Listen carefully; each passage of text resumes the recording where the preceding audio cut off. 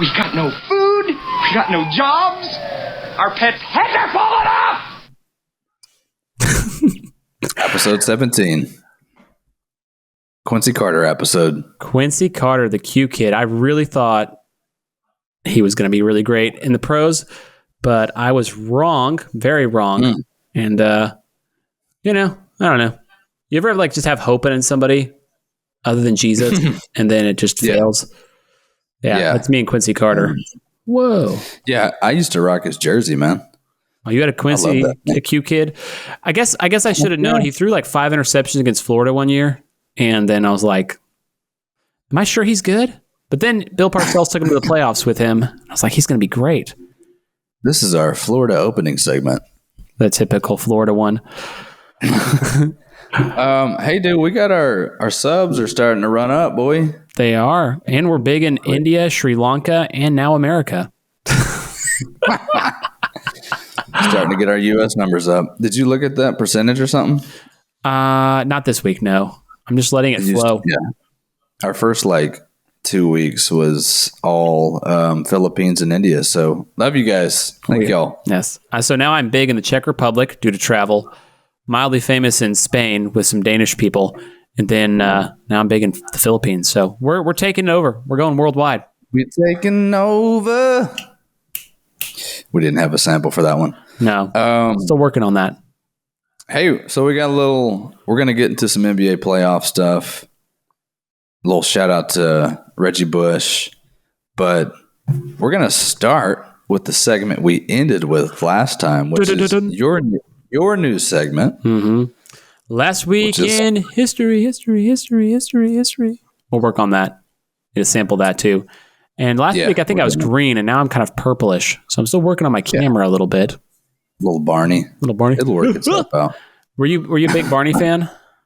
Oh, yeah, for sure. I watched it all the time. I remember I can picture the Christmas video laying on the ground and had the white cover on it.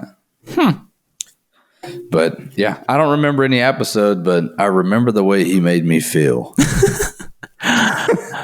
We had an old PC game. It was the first violent game I remember playing called Death to Barney. And you'd pick your weapon, and then a Barney figure would run across the screen, and you'd try to stab him or shoot him or all sorts of crazy things. Yeah. I'm we weren't allowed to play games like that. They got taken out of our house. So Brother Ken wouldn't allow it. I remember trying to negotiate with my dad to let me rent Grand Theft Auto. We were at the Blockbuster or whatever, and I was trying to tell him why, and he was like, I just don't think we're going to ever be able to play those games at our house. I was like, all right, whatever. Well, good for Brother Ken. What can I say? He laid the law, so it's his house. BK, it's your house. I get it. I have to say, before jumping into history, that nowadays, a lot of the stuff my parents did makes more sense. I'm like, you made that up, because I make up half the stuff. I'm just like, oh yeah, you're just trying. No more, because I said no. I don't know. I'm only half committed to this. They don't know that. They do. No, that's the thing though. They can kind of tell when you're like, he's not serious. I think I can get one more out of him. Or thinking about it a little bit. Yeah, they can hear and see and feel your hesitancy of, God, did I really mean it? So then once you say it, you got to mean it, whether it's stupid or not. Dang. Yeah, it's hard stuff. So last week in history, we celebrated a big one. I don't understand what... So 420, everyone knows, is Hitler's birthday. And I don't know why all the potheads celebrate Hitler's birthday so hard. I don't, did Hitler do pot? I know he did a lot of other drugs, but I'm just... Is that seriously his birthday? Yes. 420 is seriously Hitler's birthday. Maybe it's numbing the pain from what happened. I don't know. It could have been an Amsterdam thing. Do you have the origin of 420? I do not. I think it has to do with... I don't know. People are going to roast me for this. I was never offered weed. I've never really. Yeah, never even been offered. Everyone just assumed. Everyone just assumed. I may have partaken.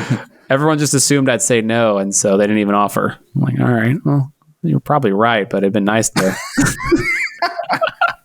Specifically, a flyer distributed by a group of Oakland deadheads in December 1990. Inviting people to smoke. Of course it'd be in Oakland. Yeah. All they do is smoke weed. Of course it would be. Of course we're from Oakland.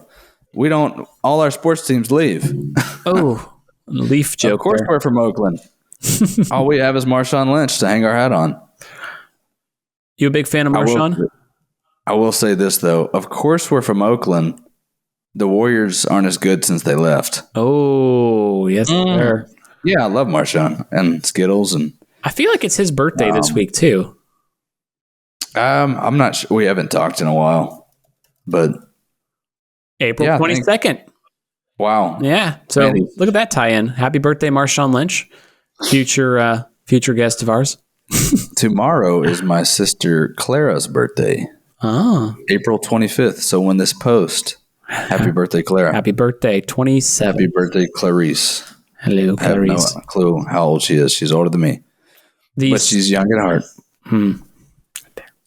The second note of last week in history, on April 21st, the German flying ace, the Red Baron, was shot down, and then he disappeared into America and started making pizzas. Is that for real? No, he died. He died. Okay. Yeah. Okay. He died, Casey. Wow.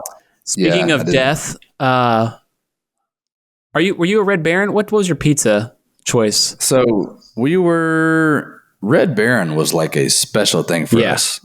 So here's the deal about pizza in our family. Pizza night was Thursday night. I've told you this before, right? Since similar to y'all, we had 5 kids. You had what, 10? 10, yeah. Siblings? Yeah.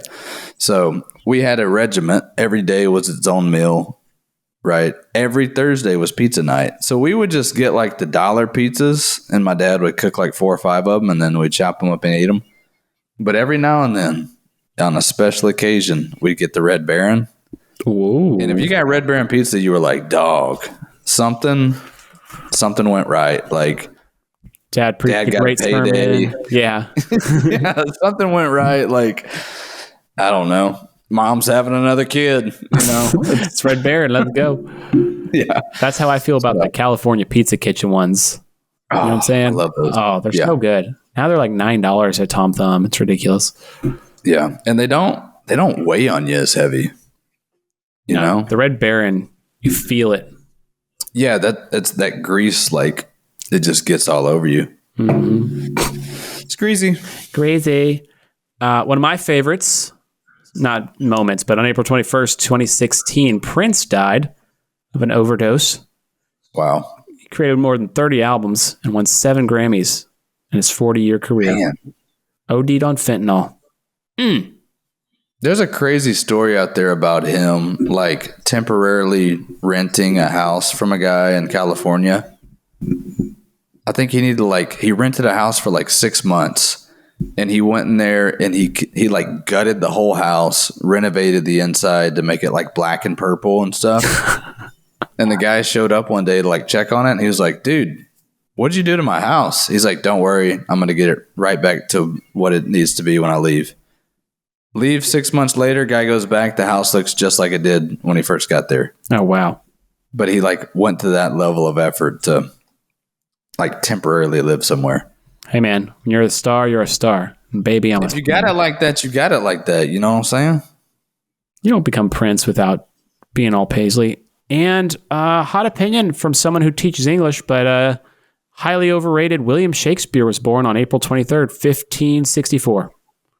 Overrated. Highly overrated. I just don't get it. Tell me more about that. Why? It never spoke to me. Did you know him? I knew a guy who knew him. Yeah. Right? He's kind of like Duke basketball most of the 2000s, just kind of running on reputation. I don't know. Kind of white. I don't know. It just, none of it ever spoke to me. Like, It's beautiful. Like the vocabulary is beautiful. Yeah. And the storytelling's okay. It just never hit me. How did it make such an impact on, like, why is it in school, and was there just nobody else writing at the time? I think part of it is his vocabulary, and then his stories are, they were legendary and passed down from generation to generation. It's kind of like people who say, like, oh, Wilt Chamberlain was the greatest ever. You never even saw him play, but I also know he was one of the greatest ever because it gets passed down generation to generation. Even though I've never watched much tape, I just seen the stats, and I don't know. It just seems like one of those things that it lasted time-wise, so then therefore it must be great. And I'm sure there's other reasons. I teach middle school. I never touch Shakespeare. I don't teach high school, so same. Just what I've read. I don't know. Overrated. Oh, overrated. I don't think I've ever heard that. That's going to be the title. Shakespeare's overrated. Shakespeare's overrated. Welcome to our pod. Shakespeare's overrated. I got to figure out how to spell it because that's a hard one. Overra. Carry the two. Carry the two. Cool. What else? Is that the only big? Those were the highlights of my history lesson this week. Try to keep it a little lighter. Red Baron, Prince, and Shakespeare. And also Marshawn Lynch, once again. Anytime you want to come on, Marshawn. Yeah. Happy birthday, bro. Love you. Check, please. We'll do that one again. It's a check, please, from Dumb and Dumber. Check, please. Check, please. Check, please. Let's check on NBA playoffs. Yeah. I've been deep in it. I don't know how much you've gotten to partake. I did not. This is my favorite time of year with the NBA. So, do you like the first round, or what's your favorite round? I mean, I like all of them. I mean, the finals is cool, but so game one is always interesting of the playoffs in general, just to see like, I think sometimes it takes like half of the first round for it to start to feel like the playoffs. Yeah. But I felt like right now, it immediately felt like the playoffs. Oh, really? And like, it's crazy to me how quickly some of the teams and like they switch, like the level of play just turns up so fast. And I don't know. It's always interesting to me that they can play literally an entire season at kind of like a certain rate. And then all of a sudden it's like, all right, you're either playing at this great level or you're done. Yeah, it's amazing that they can just... The ability to turn it on. Well, you can see, like, the Mavs didn't turn it on in game one. The Clippers did. So when you're asking, did I get to watch any? I watched the first half. I was going to put my foot down and say, we're watching basketball today. Oof. But then the Mavs were down 30. And I was like, yeah, we can watch Trash Truck. It's fine. It's fine. Yeah, that was... I mean, it took the Mavs until the third quarter to wake up and realize they were in the playoffs. So strange. I don't know what it... I think... You think it was just nerves? Because, I mean, like, Luka did great. Like, Luka was the only one who really seemed like he came to play. But honestly, even that, it seemed like he was in love with the step back a little too much. And I don't know. It just... I think it was so weird. I think they just got punched in the mouth. Like... The Clippers came out. They were running the ball through Zubac, the big center, which was, I think, was. So I've seen that with Ty Lue a couple times. He did that with the Cavs too. Like he's gonna like try to dominate the paint and then like work their way out. And I think the Mavs weren't ready for that. You'd think if like you've seen it, you'd think the coaches for the Mavs would have seen it. Right, but there we go. I don't know what it was. The Clippers were more physical. They came in and popped them in the mouth, and it took 3 quarters for Dallas to wake up. The second, the fourth quarter and like midway through the third was a decent, I guess, little game within a game. But at that point, it was kind of already over, unless barring a miracle. It was Dunsky. It was done. What I liked about the response in game 2 was I liked that. Because, it just seemed like they were missing easy shots. Zubac got Gafford 2 fouls early on. Yeah. And they just played him off the floor. And what I liked, and in game 2, it seemed like Luka was much more aggressive early on. I think he had like 16 of the first 30 points, just doing a great... Yeah, being Luka, doing what you need to do to be the alpha in the playoffs and knocking it out. And then the rest of the team kind of followed. What I really liked was how late in the game, they were down. Let's see here, because they were down. There was a point there where they were down. Let's see here. They got down like 6 to 8 points. Yeah, they were. It was in the fourth, what I was talking about. They were down 5 in the fourth quarter. Yeah. And then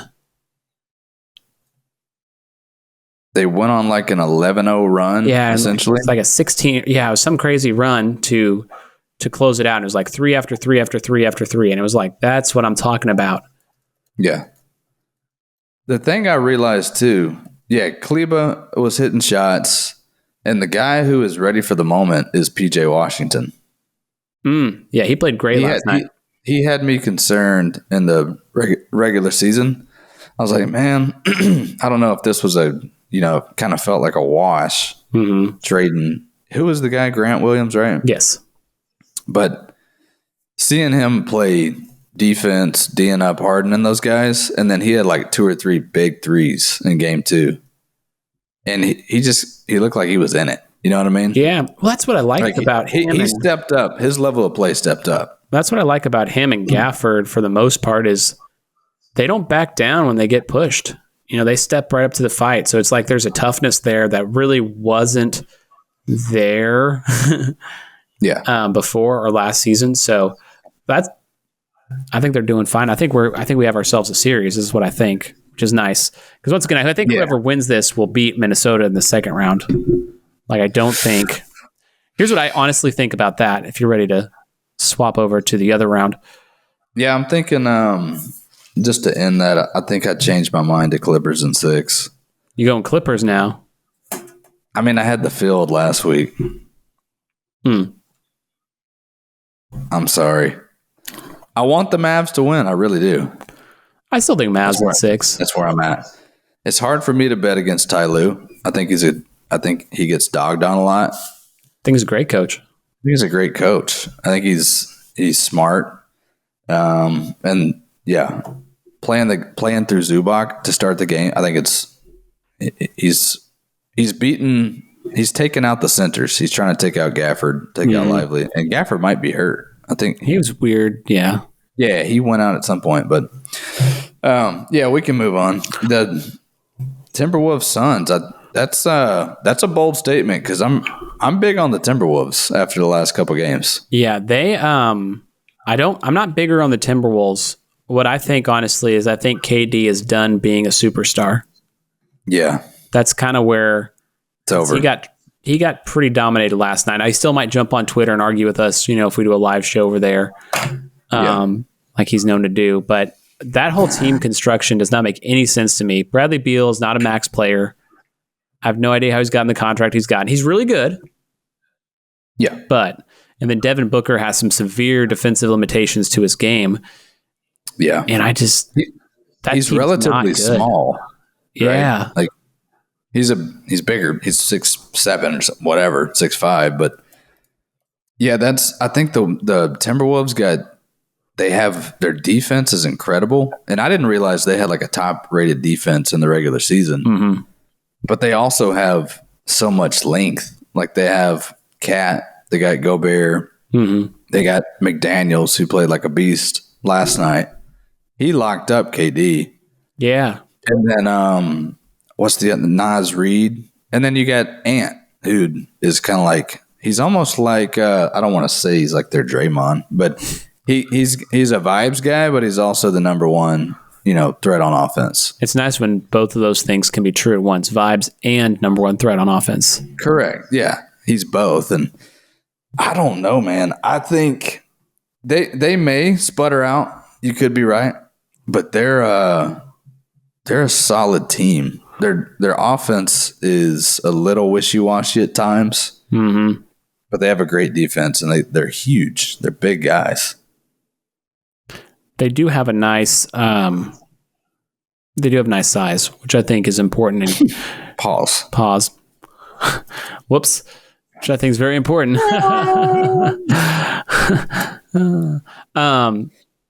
Yeah, I just don't see it. I don't know. Maybe it's just my bias against Minnesota sports franchises that's proven to be true through my life. But yeah, we'll see. I still, like I said, I think this is, for me, in my opinion, telling me more about how broken the Suns are as a team rather than how great the Wolves are as a team. But I could be wrong on that. What happened? No, I could agree with that too, though. Yeah, I think your assessment on KD, and I hate to see it, but yeah, I was watching, I think last night, and I was like, man, it's kind of like he looks like the OKC playoff KD, where it's like, it's probably not going to happen. Mm-hmm. And he just doesn't have enough like pizzazz anymore to get over the hump and just carry the team. Like I think he's done being a superstar. Oh, side note, going back to the Mavs games real quick. I thought also one more note, Luka Doncic's defense last night, I thought was fantastic. I saw that. I saw him picking Harden a couple times. He did. So I don't think Harden, George, or Kawhi, I don't think any of them scored on him while he was guarding them, which I think is fantastic. Because I mean, like, part of it in the regular season is kind of like, do you want me to try really hard on defense, or do you want me to score a lot? Because I only really have the energy and the desire to take one of those. So which one's it going to be? And it's a lot like that for most players, but defensively in this playoffs so far, I think he's been fantastic. And I think that sets a tone when your best player, kind of like you were saying with Ant, is like knocking it out of the park defensively. Because Mavs won 96-93. I mean, it was a late 3 by Paul George. They pulled away. Yeah, but that was a 96-90. But just the fact that you held them to 90 after they drummed you the other night. Right. With 3 of the best offensive players in the league and Westbrook, who can, he'll score 12. Gosh, he's like an ant on crack out there. He's still got the energy to go like 48 minutes, but they're only playing him 25. So he's trying to like really, really, really make it work. Come on. Mm-hmm. What'd you think about Knicks Lakers? Sorry, Nuggets Lakers. I think this one is over now. I think it's over too. So there's that play at the end, those last 2 possessions by the Nuggets. Jovic with the bad pass, because it was a bad pass, overshot him. Terrible pass. But Porter Jr. with the 3. But who saved it? I'm sorry. Who's the guy who saved Who's Aaron Gordon saved the pass, right? Aaron Gordon saved the pass, threw it out to Porter Jr. who drilled the 3. That one play to tie it, exactly. So like that one play where you're the MVP, and the best player in the league makes a bad pass, and the underrated guy makes a great play to go grab it, toss it back in play. They hit the 3. They tie the game. Crazy. So that for me was like the play of the game, because then it changes it now. Like LeBron missing the open 3. You miss sometimes. I don't really I don't know. I don't think that taints any legacy or any crap like that. Any of the shock jocks stuff. It's past that. But if you did bury that shot, it would have been a whole different ball game. Oh yeah, you never know. I mean, Murray could also go down there and bury it at 3, and then I would take the Nuggets in overtime. Absolutely. Do you love what's like the most memorable buzzer beater for you in your life, man? I mean, I hate to personally. I hit a couple when I was younger. Excuse me, but my favorite NBA one was I think it was 2009, the LeBron against the Magic. And top of the key comes around, hits the shot or whatever. Mm-hmm. Like they go up 2-0 in the series, I think. Or maybe they tie the series 1-1. But I was watching the game at Hooters. And like the group, we'd go hang out at Hooters all the time in high school. And one of my the guys I was with were not like really into the game. And I was like just glued to the TV watching it because it was a great game. Yeah. Yeah. And then bang, he hits the game 1-3. I was like, holy crap. And I was just like looking around and like barely anybody was watching the game. I'm like, but like inside, I was like flipping. You were doing the. Yeah. I was like, oh. Full silencer. I got 2 that I remember really distinctly. Robert Horry, 3 against the Kings in the playoffs for the Lakers. I remember that one. because I also remember Vlade Divac's like putting his hands in his face, like, "Oh my gosh, we had these guys, and we let it go again." That one sticks in my brain. The other one that I love was Luka's step back three against the Clippers in the bubble. I was just about to say that. Because I told, and so like I knew the play, and if I know the play, that means the guy guarding him knows the play. I'm like, he's going to dribble it out, and he's going to do a step back from that, the elbow there for three. And he does, and he buries it. I'm like, let's go. I think I woke the baby up because we had a newborn at the time, and I woke the baby up screaming. Yeah. Dude, that oh my goodness! She's like, he's a slave. I'm like, okay. His crossover too, like it was the double crossover. That was an incredible shot. Yeah, that one was great. Good ones. Those are pretty good ones. Kobe banking it in against the Miami Heat. I think it was a regular season game, but it was funny.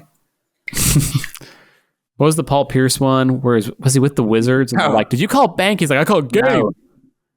He might have been with the was he on the Nets? No, I think he was on the Wizards at the time. No, he was on the Wizards, yeah. Because that was like the only time I call game. I do think he's closer to Dwayne Wade than people give him credit for. Yeah. I think Dwayne Wade gets carried by LeBron and Shaq. Yeah. And he was a great, Hall of Famer, all that. But like Paul Pierce also won with Doc Rivers as a coach. Like, yeah, there's Jordan. There's winning a championship with Doc Rivers as your head coach. So, and he carried the Celtics for years. He did. Great player. Yeah, even though he is kind of a joke now. What was the other one? Oh, the Bucks got slapped. I'm telling you, watch out for that one. I still got Bucks in 5. Well, what's interesting is if Giannis comes back, quickly. Right? We don't know when Giannis is coming back, but Dame has not been good in the second half. No, first game he had 35 points in the first half, and then didn't score again. Exactly, and then last night I don't think he did anything either. Let's see here, because he has in the first half of these playoffs, 2 games, he has 61 points. In the second half of the playoffs, he has 8 points. So just crazy. I'm like, And Siakam played really well last night, which would be huge for the Pacers.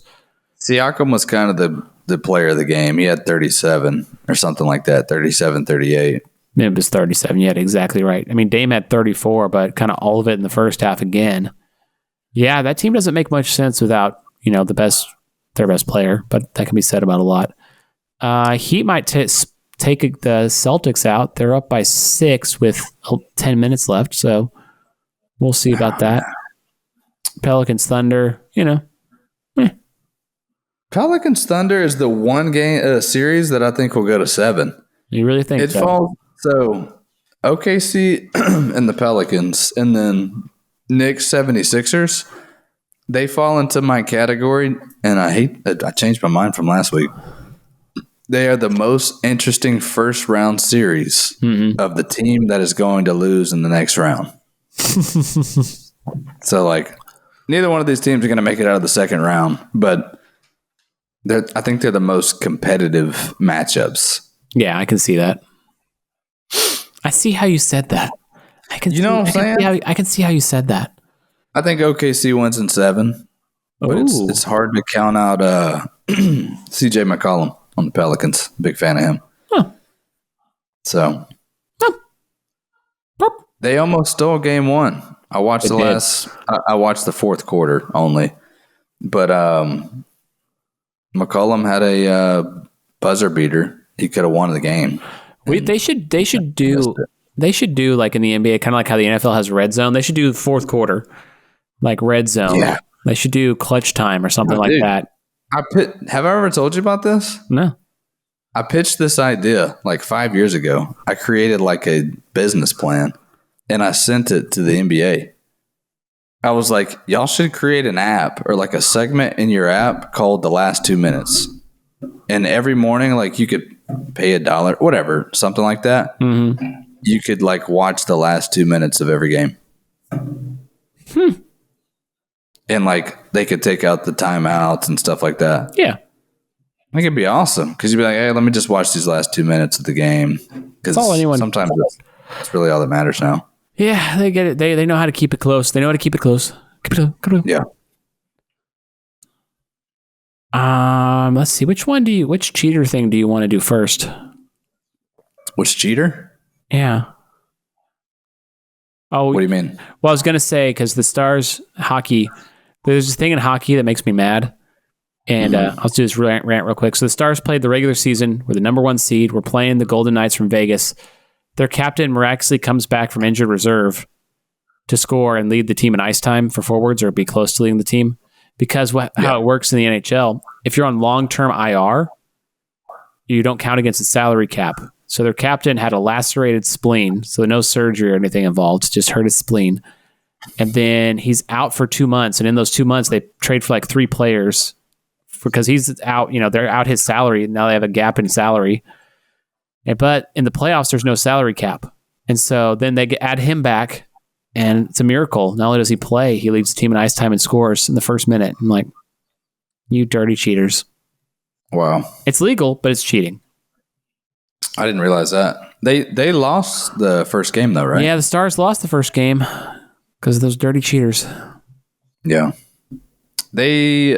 So the Knights, they won last year? Yes, they won last year and did the same thing last year with Stone as the captain. He's very hated by everyone. He's one of those players that if he's on your team, you love him to death, and you hate him if he's on the other team. And, that's just the Stars captain, Jamie Ben's the same way. He actually, slashed Stone in the throat last year pretty good. Got suspended for 3 games. It was a dirty play. That's scary. It's a dirty play. Did he use his rollerblades? His little skate on the bottom? Pushed him down and he put a stick on his head or something like that. I think he was trying to hit him in the chest and he got him in the neck. Still a dirty play. But yeah, one of those things where if he's on your team, you're like, that's the dude, that's my guy. But if he's on the other team, you're like, what a dirty cheat. But yeah, they did that last year where they put him on IR for months, long-term IR, and then they get that cap space back. So then they trade for a few players. Now their roster's loaded, and then they add him back in for the playoffs. Brilliant. It's like the Patriots. The Stars, are they going to make it out of the first round? If they win tonight, yes. If they don't, no. You can't lose first 2 at home and expect to win the series. Yeah, but if they stomp them tonight, I'm back in. And getting Hey-o. But Reggie Bush. What about him? Is he getting his Heisman back or what? I heard he's getting his Heisman back. How did that happen? What was the story? I attribute it to Johnny Manziel because I saw he posted something like a month ago and was like, I'm not going back to the Heisman house for commercials until Reggie Bush is there. Oh, wow. Now, he seriously said he said he wasn't going to go to the ceremony and because he felt weird that Reggie Bush was there. Maybe because he had gotten paid for some, the autographs and stuff. Right. They never gotten, they didn't take his Heisman away for that. But it sounded like the little quota that I read was essentially just now that there's NIL and the college players are getting paid now, they're like, hey, we kind of feel bad, Reggie Bush, you can have your Heisman back. That's basically what I read too, is after NIL got reinstated, he's talking to him like, hey, when can I get this back? And they're like, no, okay, fine. I did when he got it taken away from him, did they give it to the Vince Young? No, they didn't give it to anybody. It was vacated. Okay, they just let it, gave it, vacated. I always thought those things were garbage, where you vacate a national championship, but then you don't give it to anybody. It's like everybody is going to remember them as the champion that year anyways. Right. Just take the trophy away or take the name off the record? Yeah, and there's what is it? Louisville vacated their championship in basketball, but it's we all watch the games. We all know who the champ is. Ain't no stopping us now. I did go back and look at a couple of my favorite plays from Reggie Bush. Number 1 was the behind the back juke against Fresno State. Yep. And then number 2 was the time he got obliterated by Jeremiah Trotter. Do you remember this? Against the Eagles? Yeah. That's my favorite play in NFL history. That was my second favorite play. And Jeremiah Trotter is from Hooks, Texas, which is 5 minutes from where I grew up. Oh, shout out. Yeah, funny note. But they're really built like that in East Texas. He demolished that guy. Dude, Drew Brees laid him out to dry, like left him as a lamb to be slaughtered there. Just a little bubble screen, right? The hardest hit I've ever seen in football. And I don't know how he survived. Well, and then he got up really fast. And this is the part of the show that we wish we could show videos on here, but YouTube takes it down. It doesn't work very well. Let me show you the picture. Let me show you at least the picture that I remember. Yeah, bring up the picture. That doesn't get a issue. Yeah, but we're still working on what fair use means. Yeah. But let's see here. We need our YouTube rep to help us out. Do not share my personal information. Save and close. There we go. This even doesn't quite do it justice. DuckDuckGo. Everything's DuckDuckGo. Which also sells your data, people. Allegedly. I don't know. There you go. Can you see that? I don't work in that space. Boom. His feet went over his head in this picture. I can't remember if he held onto the ball or not. He held onto the ball. He didn't fumble. Wow. Yeah. Yeah. I mean, he all-time favorite hit. I think I saw it live and I went, because I personally did not like Reggie Bush in college. I didn't like USC. I thought that whole vibe was just annoyed me. Like I hated it when people. I thought it was awesome. Yeah, I wanted to move to California. I was like, dude, these guys are the coolest people in the world. Like, yeah, I wanted them to beat Texas because I hated Texas. That's the only time I cheered for Texas in my life. Yeah, a lot of people hated USC and Pete Carroll and Matt Leinart and who was the other guy? Jason White. Jason White was from Oklahoma. There was Carson Palmer, Mark Sanchez. That's the other. I guess that's the part. The other. Who was the other running back? Lindell White. Lindell White. That's what I'm thinking of. Not Jason White. Yeah, that's the 6-year guy at OU. I think he won a Heisman. Yeah. So the other favorite play was, I think, was it Reggie Bush who tried to lateral it in the national championship game and fumbled it? I don't remember that. That might have happened. Yeah. So in the national championship game. Against Texas? Against Texas, he tries to lateral the ball. So they are, let's see here. Back to Leinart? They are, it's a screen pass. It's early in the game. USC's up 7-0. He's running down, and he tries to lateral it to like the fullback. And Texas recovers it. I think I remember this. Throw it on there real quick. Let's see. Just make it fast. Let's see if this can... let's see, because I'm going to try it. It's on Facebook. I found a Facebook clip of it.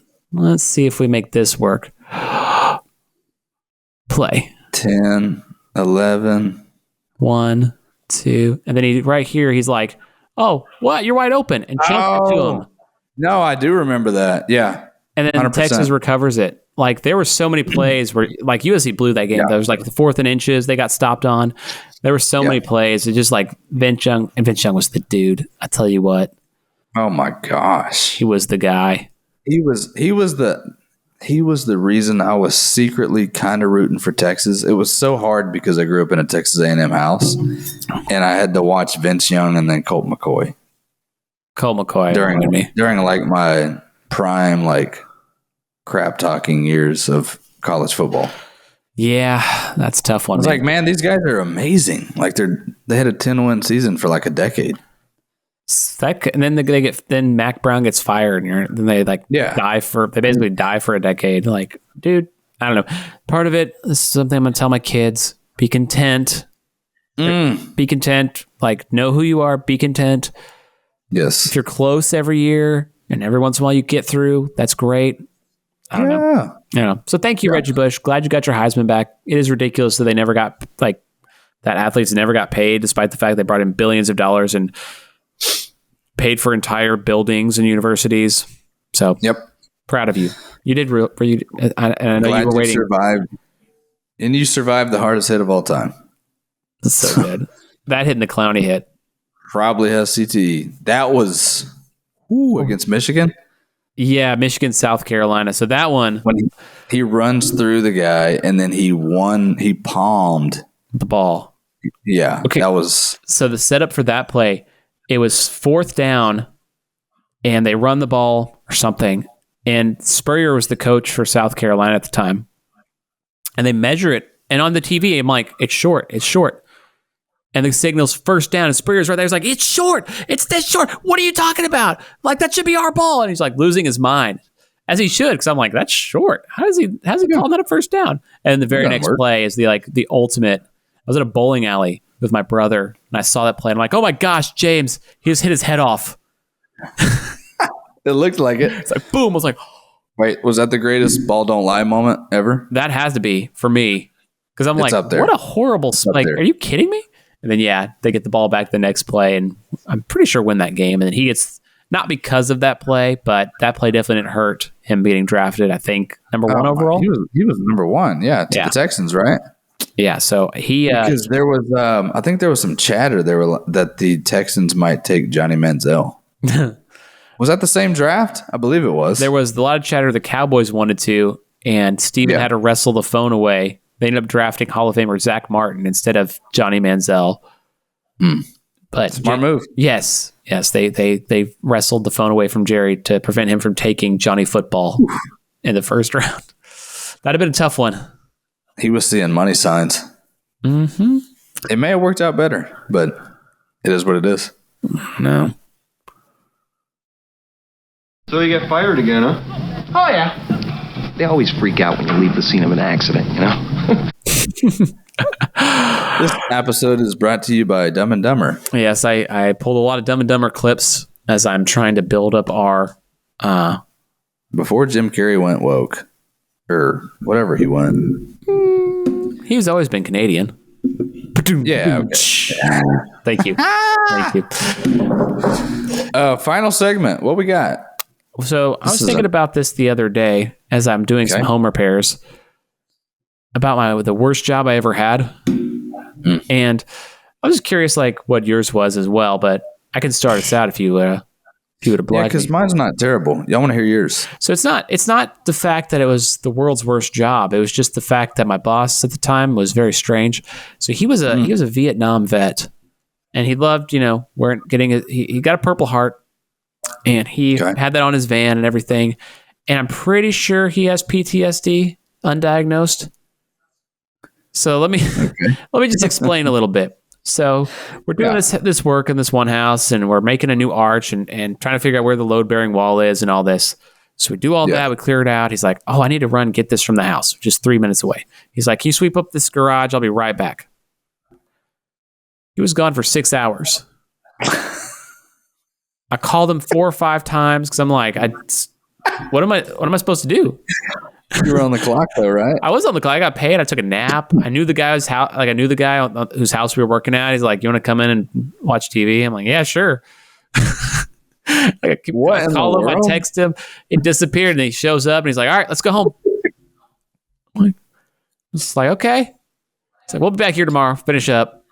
Like, finish up. Well, I've been asking you for like 5 hours what the heck you were doing.